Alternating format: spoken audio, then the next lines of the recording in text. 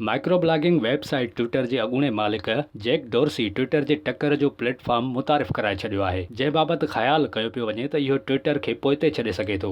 Jack dorsi ॿियनि साथियुनि सां गॾु ट्विटर खे 2005 में ठाहिण बैदि 2006 में मुतारिफ़ करायो हो। ट्विटर थोरे ई वक़्त में दुनिया जो मक़बूल सोशल मीडिया प्लेटफॉर्म बणिजी वियो हो। बाद में ट्विटर खे हिकु कंपनी जे तौर ते हलायो वियो ऐं जैक डोर्सी उन जो चीफ एग्ज़ीक्यूटिव ऑफिसर रहियो। बाद में ट्विटर खे 2022 में दुनिया जे अमीर तरीन शख़्स एलोन मस्क खे विकिरो कयो वियो। एलोन मस्क ट्विटर ख़रीद करण खां पोइ उन में केतिरियूं ई तब्दीलियूं कयूं ऐं प्लेटफॉर्म ते पैसनि एवज़ ब्लू टिक ॾियण वारी सर्विस बि शुरू कई, जॾहिं त 20 अप्रैल 2023 ते ट्विटर खां मुफ़्त ब्लू टिक सर्विस बाज़ाब्ते तौर ते ख़तम बि कई वई। ट्विटर जे विकिरे करण खां पोइ जैक डोर्सी हिकु ॿी टेक्नोलॉजी जे माहिर जे ग्रेबर सां ब्लू स्काई नाले प्लेटफॉर्म ते कमु तेज़ कयो ऐं हाणे इन प्लेटफॉर्म जी एप्लीकेशन खे एंड्रॉइड वाहिपेदारनि जे लाइ आज़माइशी बुनियादनि ते मुतारिफ़ करायो वियो आहे। ब्लू स्काई खे जेतोणीकि शुरूआती तौर ते 2019 में ठाहियो वियो हो, पर हिन खे हेल ताईं बाज़ाब्ता तौर ते मुतारिफ़ न कयो वियो ऐं हाणे हिन खे आज़माइशी बुनियादनि ते मुतारिफ़ करायो वियो आहे। ब्लू स्काई ज़ाहिरी तौर ते ट्विटर जीअं ई कमु कंदो ऐं ट्विटर खां थोरो मुख़्तलिफ़ बि हूंदो।